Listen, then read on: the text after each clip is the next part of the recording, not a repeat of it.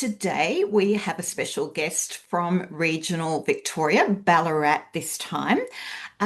Welcome Gilava Pour from Exotic Bazaar, who has kindly offered to share her startup journey with us. And I'm really looking forward to this, particularly because it's coming from a multicultural lens. And when we consider that 1 in 5 Australians are speaking another language at home, and over 30% of our population have been born overseas, it's an obvious topic of discussion.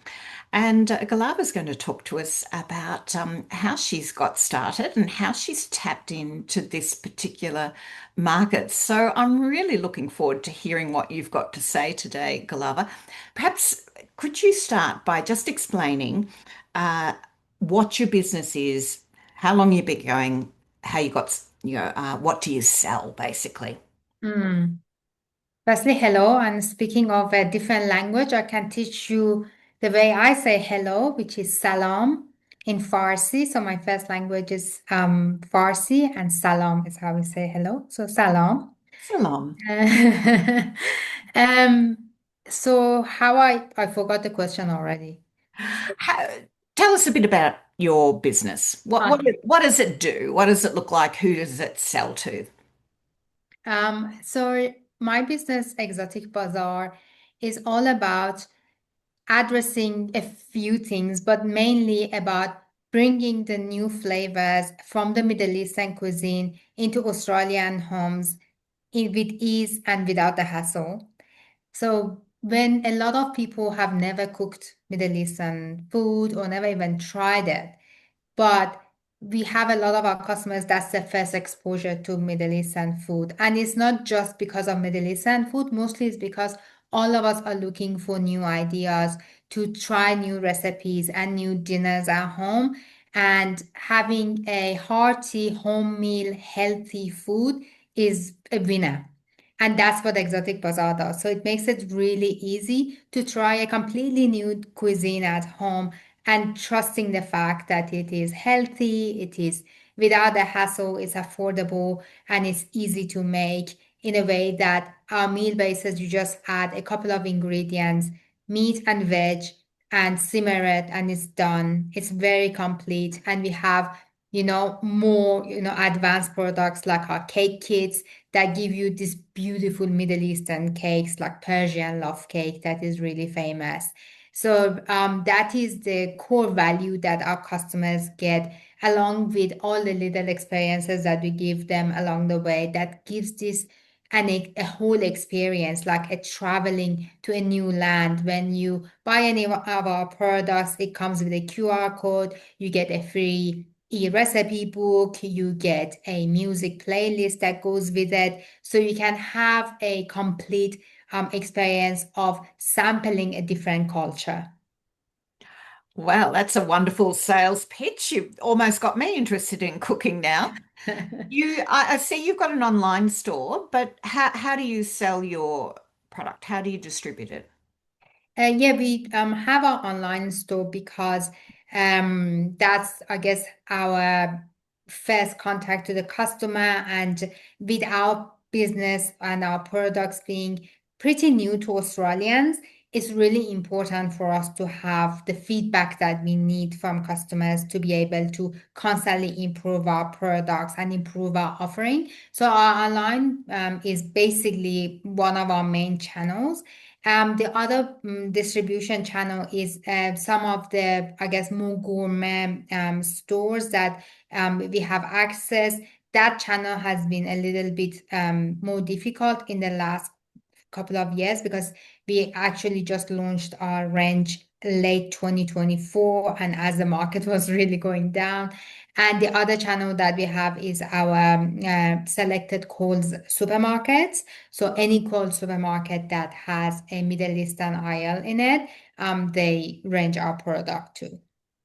And I think I saw Coles was on that list. Yeah, colds. Yeah, that's That's what I said. a Colds. very yeah, very Yeah. sorry. Yes, I was reading through where the stores are available, so it's quite a widespread, very metropolitan based. But I see you're in Dalesford and getting out in a few of the country areas too. Yes. So, do you have a sense of who your core customer is? You talked about everybody being able to experience Mediterranean. Do you find that a lot of your customers have a connection with Mediterranean Yeah. beforehand, or is it just people wanting to try something new? Well, mostly there are people who want to try something new. They look at our offering and they're like, this looks easy enough for me, especially when we do tasting in events. They get a taste of it as well. They like the taste and they purchase it. When someone has been to like Morocco, Turkey, and have experienced those places, it's a lot easier for them, for them to, I guess, pick it up because now they can taste the flavor of the travel and people really like it because it's not that easy. You go to Morocco, you go to Turkey, you try all these beautiful flavors and you come home and you just miss it. And if you open a cookbook to want to recreate that experience, the amount of ingredients and the steps that you see might kind of deter you and put you in the too hard, put that cooking into a too hard basket. But now with our meal bases, they are like, oh, I can just bring that experience at home. So they are a lot easier, but I guess there's not thousands and hundreds of thousands of people who come across us and they've been to Morocco. So we have another second core audience are people who are looking for easy meal solutions. And you're answering that question of what for dinner. So that is another generic, but our product is mostly catered to people who um, are wanting to try that like cultural experience as well. Like you want to have that whole cultural experience and tasting a different culture. Hmm. So I'm hearing you solving a problem for your customers, but winding back to when you began, Mm. and what inspired you to start it? Was there a particular moment in time where you thought, and what was your background before you started the business? Mm. A few things I think lined up for me to get to this point. So I migrated to Australia from Iran as a skill migrant. This is a program that Australia has that people with certain skills can come to Australia to fill that shortages. And my background is I'm a computer programmer. So I'm an IT professional, and so I came here. I'm working as a computer programmer, and I was working in one of the major banks in a corporate environment. And I would take sometimes I make Persian food and I take it to work. And every time I do that, and I put the food in the microwave, it smells so nice that everyone would come and say, wow, your food smells so nice. It's so different. What is it? And being from that cultural background, if someone tells me your food is nice, to me, it sounds like I have to give them my food. So I would offer the food to people, and people usually take it, and I end up getting a sushi for lunch. So I tested that. Like I knew that a lot of people like it. And then I cook more and more. I was encouraged because that's how I share love and I really enjoy feeding people.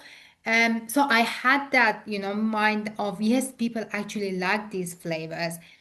And then one day I was walking down the supermarket aisle and I'm looking at all the great offering that we have because I shop from that aisle myself a lot from, South Asian cuisine, Indian cuisine and all that.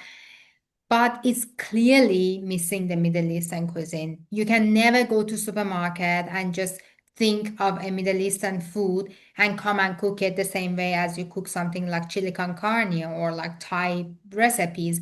All that is so easy for us. But Middle Eastern cuisine also offers a lot of hearty stews and meals and curries and everything that we like to cook. So I was seeing that gap in the market and seeing that where it is, top it up with the fact that the whole conversation around Middle East is not the most positive one. And I really had this urge of connecting with people and kind of changing the conversation and saying that it is not all you see in the news. Middle East is all about hospitality, good food, warm hearts, and we just all people and try to connect through the shared love of food that we all have. So you've started off a business. Was it your first experience of business? Yes, it was. It Yeah. is. What are you finding good about it? Is it as rewarding as you thought being in business would be?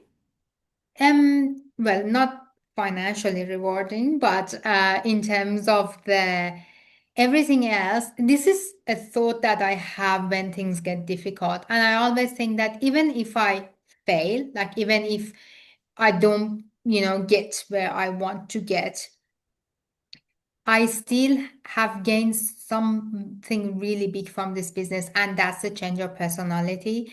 The growth that I had in terms of like as a person from day one that I started the business and until now that I am, it's just I'm really proud of it, and I see that it makes you a professional in all aspects of life, and it really humbles you. And when you get to that point of being really humbled by something like that, I feel like it's just a really character building, and I will take that with me anywhere. So right now I feel like I can do anything, like it doesn't matter what happens, I can do anything. So how many years in are you with the business now? So we started the first, I guess, iteration in 2019, late 2019, just before COVID hit. And then we went through a lot of, changes. We started the business in Brisbane.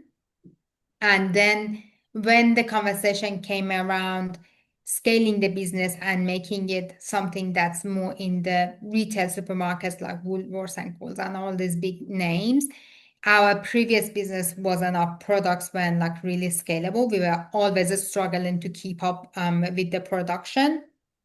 And that's when we relaunched. So we relaunched everything in new packaging and with new formulas and everything from late 2024. So early 2025, we relaunched our business, and here where we are.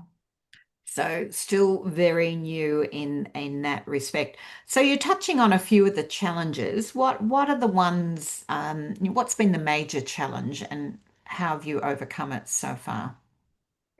When you go shopping for something new, for food, we usually go with like a shopping list, and our product is not in the shopping list and it's like a discovery product. So to be able to have that is like to place yourself and get other businesses behind you, other retailers. Like I can sell a product online with my correct messaging and everything, but when I go to a small business owner, like another shop, another gourmet store, they need to be able to trust it and put it on the shelf for something that's a bit unfamiliar. And in these volatile times that everyone's really holding on to the every penny and they're not risking it, it's been really challenging to get through that market in terms of, like the smaller retailers. So the distribution in that channel has been a little bit challenging, but I guess that's not my biggest challenge. My biggest challenge right now is the fact that our business is a little bit all over the place in terms of the literally like in we have many distributors and contractors that we work. We have part of our business is still contract manufacturing in Queensland, and we have some parts in Melbourne. So we have many touch points, and we really are at the point that we need to consolidate everything in one place. We are hoping to be able to consolidate everything in Ballarat, but obviously in this time, with the amount of cash that we need, is becoming like really difficult. And yeah, so we were in talks with the Victorian government, and they have some fundings and they have some help. And if that happens, that will be a massive thing for us. Like that is the platform that will get us to fly because we have everything lined up, even with the distribution that I was telling you. Even with the distribution, we actually secured a massive distributor that is going to solve that problem for us.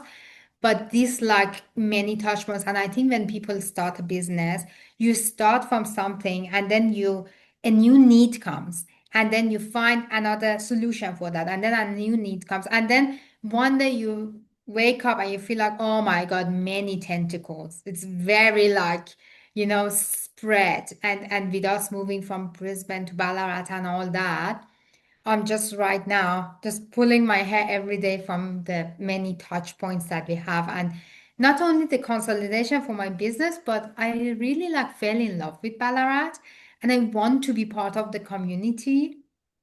So yeah, so that is my wish. So was Ballarat chosen for another reason or for the purpose of the business? Ballarat was chosen because so my family moved to Ballarat first, and then I came here and I really liked that. And we decided to, because I really like change. So we decided to be closer to the family as well and come to Ballarat. And yeah, it just happened, you know. It Wonderful. really, that's what it is. It's just one day I saw, it's like, should we go to Ballarat? Yeah, let's do it. Region is great. So Yeah, you love it. mentioned you're hoping to source some funding from the state government. What, have you received assistance with building your business or planning for your business through other avenues? Yes, I we were actually approached by a program that is kind of like sponsored by Woolworths, and they you can have different businesses can join, and it's like a cohort and it's like training and everything. And we went through that for like a year now, and that was actually the catalyst for the whole change in our products because before that we were kind of like selling in the farmers markets and then like a little bit online, and it was like that, just going with the demand. And then after this program it kind of like exploded, with calls, and even now the talks that we have with Woolworths. So that program has been amazing, and we are still part of the program. So there's still like sometimes there's catch-ups and everything. It's not like they left us, and if we need support, they always like they're very kind and they help. Yeah. Fantastic. That's great to hear. It certainly helps to have that added assistance to help you Expertise, yeah. through, doesn't it? So now you're still very early on, but is there something you would do differently if you started over again now? Hmm. I think just being the first generation migrant, and I always have it at the back of my head that that I'm not saying that others do, but for me it is that you're always on your own, kind of, what I mean? Like it's just kind of like I started from zero, and I feel like I am very cautious. So I feel like I still take my steps very cautiously, and I took my steps really cautiously with like, everything being, bootstrapped and all that, and not and being very shy about approaching people for help. So I guess if I start again, I would go more, like I take more risks and I'd be more willing and less shy about approaching people and asking for help. It's something that I realize that most people are really nice and most people want to help. And that's another thing that I learned in this, in this journey. And yeah, I would just be a bit more asking for help. Excellent. So, if someone new starting off, particularly in food manufacturing or another sector, what three tips would you give them starting off to encourage them to succeed in their business? Hmm. I think first thing is that it's good to understand what a good lifestyle look to you and have your business supporting that lifestyle. You might be sacrificing a few years of your life for something else, but it's always good to know where you're heading and what a good life is. So not allowing the business to kind of consume you and consume your, precious time in life. Um, that's one thing that I think is good to have that image in, to know that, not becoming disheartened by anything. And the other thing is that I think it's really good to get the fundamentals right and start with the correct fundamentals. And if it needs that investment, there's no way around it. You need to put that in whatever investment your business needs. You need to put that investment in, because if you don't, then you will have to, do what you're doing, the band-aid that you are doing, and then you have to put the big investment after. And not just money investment, it's about, like the time investment, especially with like making decisions. So taking your time to make the right decision, and you're always gonna make mistake anyway. So the last thing I guess would be, if you're making mistakes, that's just part of the growth. You will be making mistakes every day. I guess that's my learning. I think it's every business owner's learning, so that's great. So, where are you hoping to be now? Your vision for where you want to be, say in 5 years, what will that look like for you? I would like a day. I mean, 5 years will be a stretch, but I hope it happens. I really would like a day that, um, in Australian households, people who are not from Middle Eastern background have a Middle Eastern food in the weekly menu. They just, the same way as having all different cuisines, there would be a night that like Persian walnut chicken is in your weekly menu, or something as or shakshuka, something like that is in people's weekly roster, and they cook it and they have it, and that way their hearts will open. They have going kind of like open just a little bit to a new culture and to something new. Well, that sounds wonderful for your customers. What about for you? Um, but hopefully they'll buy it from us. But you mean like for me in In terms of terms of your the business and how it's operating in that time, what are the changes you're hoping to achieve in that 5 years? I think my hope is that in the next 5 years, we have centralized our business in Ballarat. We have our own premise for almost everything. And then that will allow us to really diversify in terms of like offer more products and have a lot more on offering and have the flexibility that we need to, have the best offer that we can for our customer. Because I like right now, I have a whole list of things that I can do and I can offer, but because of this all over the placeness, it just makes it impossible. Wonderful. Well, I'm going to pay a lot more attention to the international aisle in my local supermarket next time I go down. And I wish you luck, Gilava, and thank you so much for sharing your startup journey with us. And we look forward to seeing even more of your product around Central Victoria in the future. Yeah, thank you so much. Thank you.